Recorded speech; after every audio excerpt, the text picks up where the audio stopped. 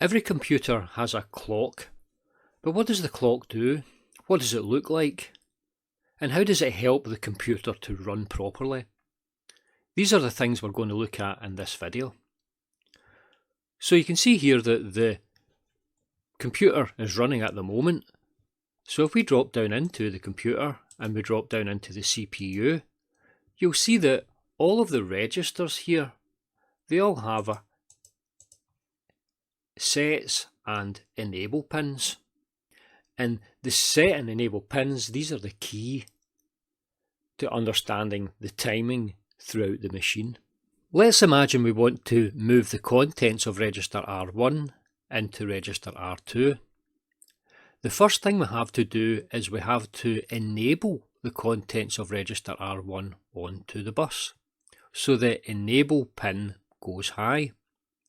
Now once the contents are on the bus, the information tries to get into every single register. But it will only get into the registers once the set pin has gone high. So we can then make the set pin go high in register R2. That in effect opens up the gate of register R2 and allows the information from the bus to flow in. So now register R2 contains the same contents as register R1. Then what we want to do is we want to store those contents in that register. So we do that by ensuring that the set pin goes low.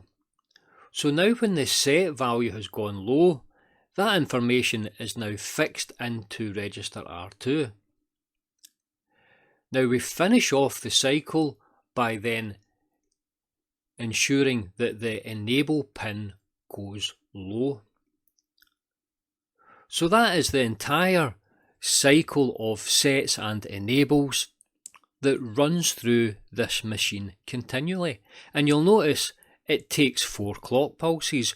1 clock pulse for the enable to go high, 1 clock pulse for the set to go high, 1 clock pulse for the set to go low, and then 1 clock pulse for the enable to go low.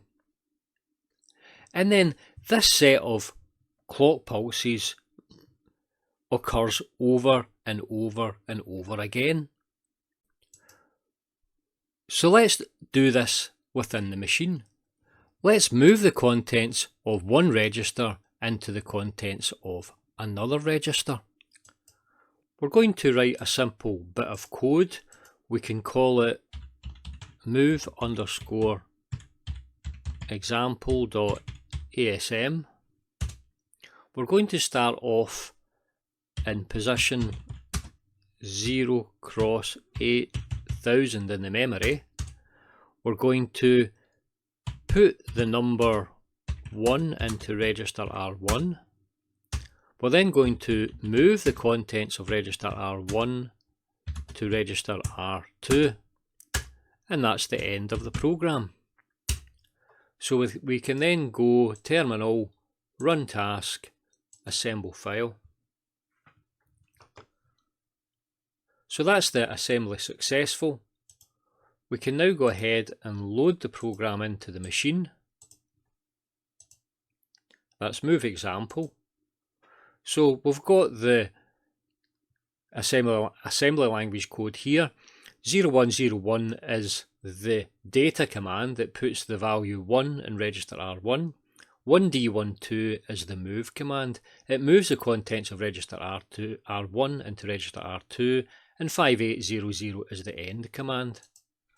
So we can get in here and we can actually run it, and we'll just run it slowly initially. Okay, so symbol, tick enable, so we should get 1 coming in here, and then it moves that 1 into register R2, and that's the end of the program. So it does work. So now what we want to do is run it really slowly and see what actually happens in the machine. So I've reset the machine, and what we're going to do is just click through by hand, and we're interested in the instruction register here. So the first thing it does is it sets up the stack pointer. Now we'll cover that in a different video. And then we're going to come across the data command 0101, which is going to put the number 1 in register R1. So what we're interested in now is the next command that comes along, which is going to be the command for the move 1D12. And you can see here we're at the fetch step, so we're still in the fetch step of this instruction. So if we click along until we get to the execute. So that's us in the execute phase of this instruction. So we're going to take our time, we'll clock the clock pulse through one clock pulse at a time, and we'll see what changes occur. So let's drop into the machine and go into the CPU. Now you can find the clock circuit here. And you can see that there's the main system clock is coming in. And then there's 3 different clock signals coming out. Now we're not interested in the top one for the moment. We're interested in the clock enable and the clock set. So you can see everything is sitting low at the moment. And we're going to clock through the next pulse. So we've got this clock pulse going high.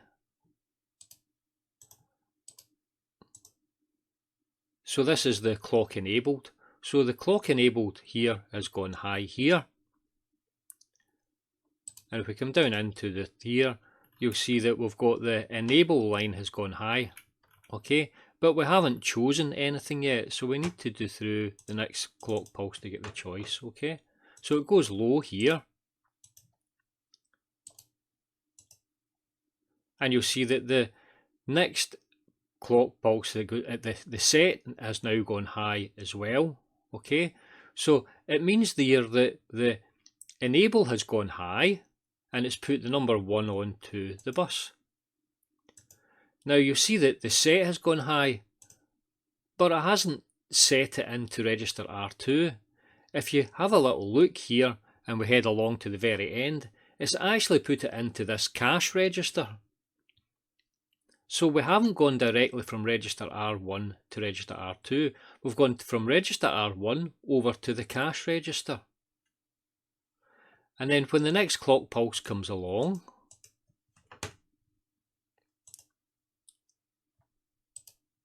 we'll drop back down and we'll see that the set has gone low. So we've saved the value 1 in the cache register. And then what we'll do is we'll go to the next clock pulse, it goes low. So it means that the value for the enable has gone low, so they've all gone low. So instead of going from register R1 directly into register R2, we've gone from register R1 and we've put it into the cache register first. And then if we click through now the next set of clock pulses, again we're going to move the contents now from the cache register into register R1. Okay, so the enable has gone high. We get the next clock pulse coming in. And you can see that the set has gone high. So we're now taking the contents from the cache register and putting it into register R2. And then we go to the next clock pulse. And you can see the clock here, we've now got the set has gone low, so we've saved the value in register R2. And finally the next clock pulse goes along and the enable goes low. So that's us finished the entire process. We've now got a copy of the value that was in register R1 is now in register R2. So we can't go directly from register R1 to register R2. We have to go via an intermediate register, and that's the cache register, which is controlled by the microcoded control unit. Now this is nothing for the programmer to bother about. This is part of the design and the architecture of the machine. So if you like, it sits below the instruction set architecture, and it's something that the programmer will be completely unaware of. Now we've done an awful lot of talking, but we haven't actually looked at the clock. So we drop in here and we go into the actual clock circuit here. You'll see it's quite an unusual looking clock. Now I don't want to spend a lot of time going through how this particular clock works. I will make a separate video and we will look at the actual clock in detail. So let's look and we'll see how we generate this timing diagram. If we get into simulate and we go to chronogram, you'll see here at the bottom we've got all of these options here. So we're only interested in certain ones, so we'll get rid of this one here, delete, delete, we'll delete this, and this here, delete. So we're only going to be interested in the C, the clock enable and the clock set. So I will run this just now and we'll be able to see this changing. So what I'll do is I'll go into simulate, I'll get a frequency, I'll slow it down about maybe about 4 Hz, and I can just simulate tick enabled. Okay, and we'll use C as the clock, and that's it clocking along now. So we can see it generating this clock pulse now. Okay, so I'll go ahead and we'll stop this and we'll have a quick look at it. So we'll stop that there and we can see the actual clock. Now we don't want to spend a lot of detail in it, we can see this in a different video, but you can see that we're going to have the clock pulse, which is the main clock. We're going to have this other secondary clock here, which is a division, but division by 2, and we'll talk about that when we look at the clock circuit in detail. We've got the clock enabled, and you can see it completely encloses the clock set, and that happens throughout. So it's really these two we're interested in, the clock enable, which completely encloses the clock set. If you enjoyed this video, don't forget to like and subscribe, and also click on the bell notification. It really helps to move the channel forward. If you're interested in getting access to all of the simulation files and a whole lot more, then you can get me on Patreon. As for next week's video, we're going to look at the text screen, and you can see some text appearing here. It says enter your name. So what we can do is we can enter our name and it will come up and it will give us a little hello. So that's all for this video. I'll get you on the next video. Goodbye.